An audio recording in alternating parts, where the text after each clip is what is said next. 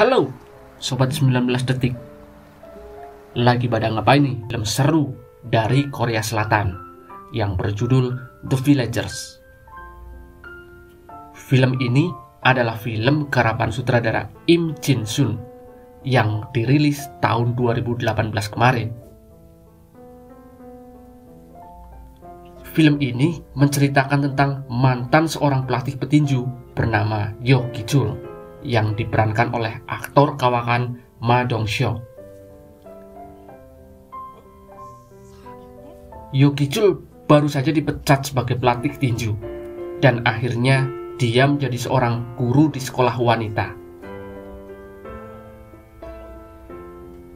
Nah, di sini dia mencoba mengungkap misteri pembunuhan salah satu muridnya. Baiklah, tak usah berlama-lama, Mimin akan ceritakan buat kalian alur cerita film The Villagers. Jangan lupa juga tekan tombol notifikasinya agar kalian tak ketinggalan tentang video menarik lainnya. Dan ini dia alur cerita film The Villagers.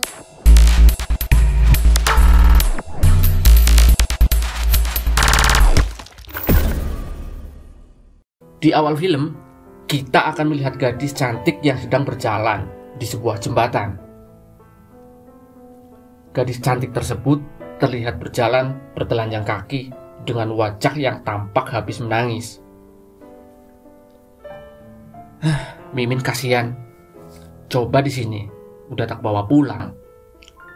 Awal cerita film ini sudah membuat kita penasaran kan guys?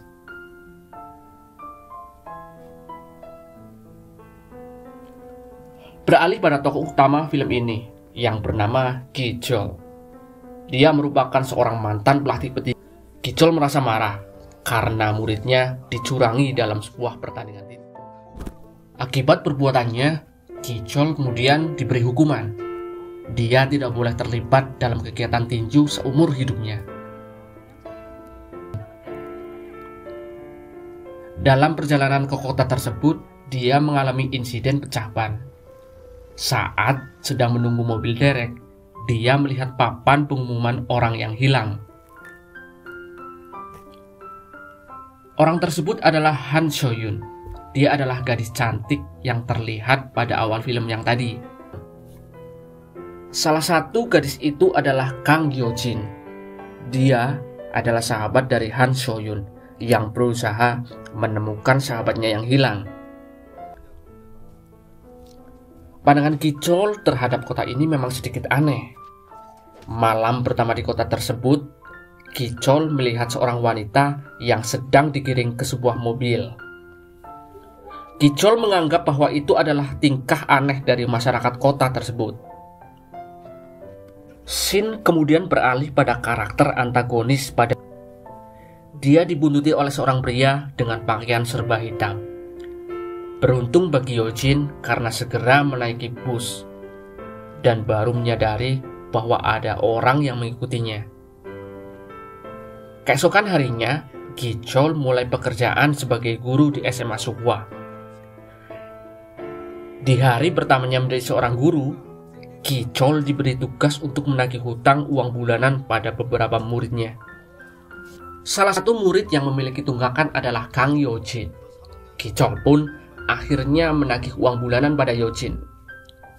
Ki-chul juga menanyakan keberadaan Han So-yoon yang diduga kabur oleh Ki-chul. Namun, Yo-jin menyangkalnya. Dia mengatakan bahwa sahabatnya tersebut tidak kabur karena poster orang yang hilang di pinggir jalan juga dia pasang di mading sekolah.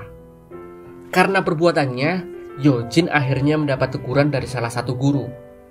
Guru itu meminta agar Yo-jin tidak banyak mengurusi kasus hilangnya sahabatnya tersebut. Yo-jin akhirnya memulai mencari sahabatnya yang hilang dengan cara mendatangi tempat hiburan malam di mana Han So-yoon bekerja. Yo-jin menyelinap masuk ke tempat tersebut.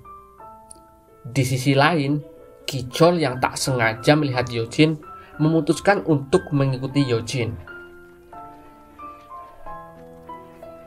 Di dalam tempat hiburan tersebut terjadi keributan kecil saat Ki-chol mengajak Yojin pulang. Kemudian mereka menanyakan tentang Han So-yun. Wanita itu membenarkan bahwa Han So-yun memang bekerja di sana. Mendengar perkataan Ki-chol, Yojin terlihat tidak senang dan meminta untuk turun dari mobilnya. Saat berjalan sendiri, dia disekap oleh Ki-chol melihat kondisi Yojin yang sedang pingsan. Melihat kedatangan Ki-chol, pria yang menyekap Yojin akhirnya melarikan diri. Yojin yang pingsan akhirnya dibawa ke rumah sakit. Di rumah sakit, polisi mengatakan akan menyelidiki orang yang menyekap Yojin dan juga menyelidiki kasus Han So-yun. Kemudian setelah mendapat surat persetujuan dari keluarga Han So-yun, dia menyerahkan surat itu kepada mantan muridnya yang sekarang menjadi polisi. Sementara itu di sekolah, Ki-chol memergoki beberapa murid sedang merokok di toilet wanita. Namun murid itu mengelaknya. Ki-chol kemudian memeriksa apakah masih ada rokok di dalam toilet. Namun bukannya menemukan sebuah rokok, Ki-chol malah menemukan sebuah kamera tersembunyi yang terpasang di dalam toilet. Ki-chol kemudian bergegas untuk memeriksanya. Di sini, Ki-chol merasa tercengang dan mengetahui bahwa yang memasang kamera tersebut adalah guru Kim, salah satu guru yang menjadi idola para siswi.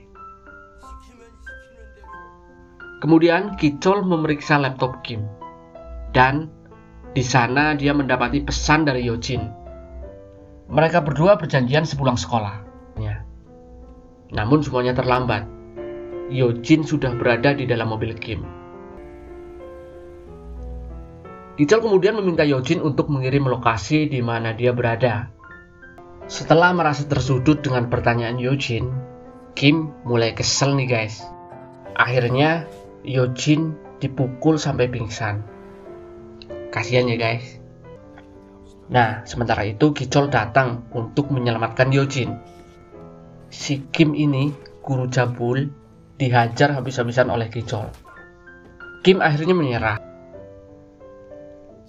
Kim mengakui bahwa malam itu So-yun meminta untuk dijemput. Namun, saat sampai di sebuah pom bensin, So-yun kemudian meminta Kim untuk meninggalkannya. Kim akhirnya meninggalkannya. Namun, karena merasa cemas, Kim kemudian kembali ke pom bensin tersebut dan mendapati So-yun tidak berada di sana. Kim hanya menemukan handphone milik So-yun. Polisi mengatakan bahwa akan menanganinya saja dan tidak ada perkembangan sama sekali. Polisi itu mengatakan pada ketua gangster bahwa dia berhasil menghentikan kasus hilangnya So-yun. Namun, kinerjanya semakin sulit karena Ki-chol terus membawa bukti baru. Ketua gangster tersebut kemudian menemui kepala sekolah sekaligus ketua yayasan. Keesokan harinya, berita tentang penangkapan Kim beredar di media sosial. Karena terungkapnya kasus tersebut disebabkan oleh Ki-chol, akhirnya kepala sekolah SMA Sohwa, yakni Kim Ki-tae, memecat Ki-chol sebagai seorang guru. Setelah dipecat, Ki-chol yang sedang berada di rumahnya mendapati telepon dari polisi Oh. Dia menginformasikan bahwa ada sesosok mayat yang diduga So-yun. Ki-chol kemudian mendatangi lokasi tersebut dan mendapati bahwa mayat tersebut memang So-yun. Yojin yang juga datang sangat sedih dan terpukul karena mendengar dan melihat sahabatnya telah meninggal. Polisi Oh kemudian mengambil handphone yang menjadi barang bukti. Setelah menerima informasi dari polisi Oh, Ki-chol kemudian menemui Madam Isul. Di sana dia mendapatkan informasi pada malam hilangnya Soyun. Dia mendapatkan tamu penting, yakni ketua Kim Ki-tae dan komisaris polisi di kota tersebut. Namun, malam itu Soyun meminta izin untuk pulang lebih cepat karena neneknya sakit. Nah, Mimin nggak demen nih yang kayak gini. Udah tua juga. Karena nggak mau, Soyun kemudian memukulnya sampai kesakitan. Dan setelah itu Soyun kabur. Karena hal inilah yang membuat bosnya Soyun ini sangat marah. Setelah mendengar cerita dari Madam Isul, Ki-chol akhirnya menemui bosnya Soyun. Dia menanyakan keterlibatan kasus dalam hilangnya Soyun. Namun di sini Ki-chol menemui sedikit kendala dan terlibat perkelahian dengan anak buahnya, bosnya Soyun. Akhirnya Ki-chol berhasil mengalahkan mereka semua. Bosnya Soyun ini juga menyerah. Nah, bosnya Soyun ini mengatakan bahwa dia berniat untuk menjemput Soyun di sebuah pom bensin. Namun, dia mendapati Soyun telah dibunuh oleh Kim.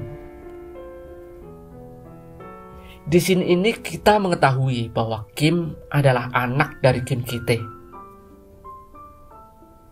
Kemudian, Ki-chol menerima kabar kalau Kim telah dibebaskan dari penjara.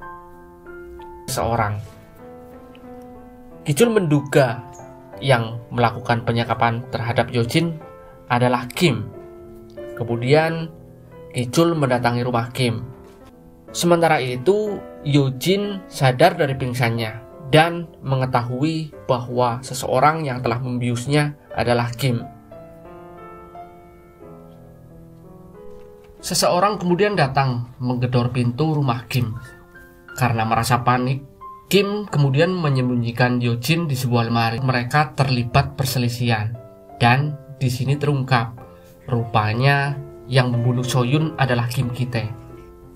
Setelah Kim Ki-tae pergi, Yojin kemudian berusaha kabur. Namun usahanya tak berhasil. Yojin akhirnya bersembunyi di bawah sebuah meja.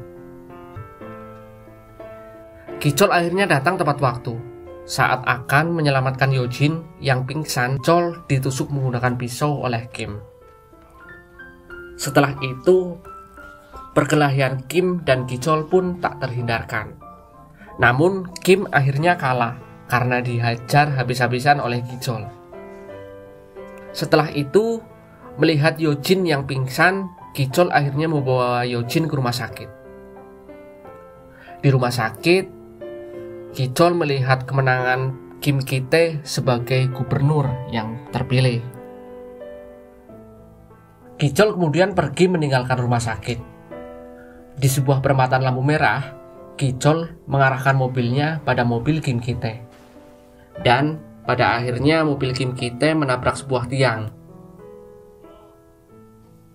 Kemudian Ki-chol, karena Kim Ki-tae telah menjadi seorang gubernur, Kim Ki-tae mengancam Ki-chol akan menghancurkan dirinya. Beberapa waktu kemudian polisi datang.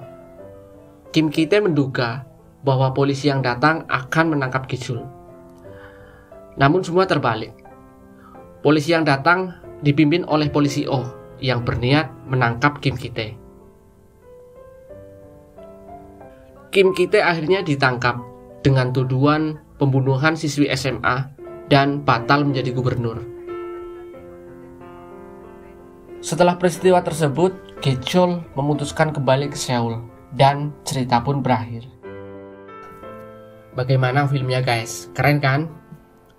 Demikian alur cerita film The Villager. Untuk kalian yang suka dengan film ini, jangan lupa tinggalkan komentar di bawah ini ya guys. Dan sampai di sini dulu perjumpaan kita. Sampai jumpa di video menarik lainnya. See you.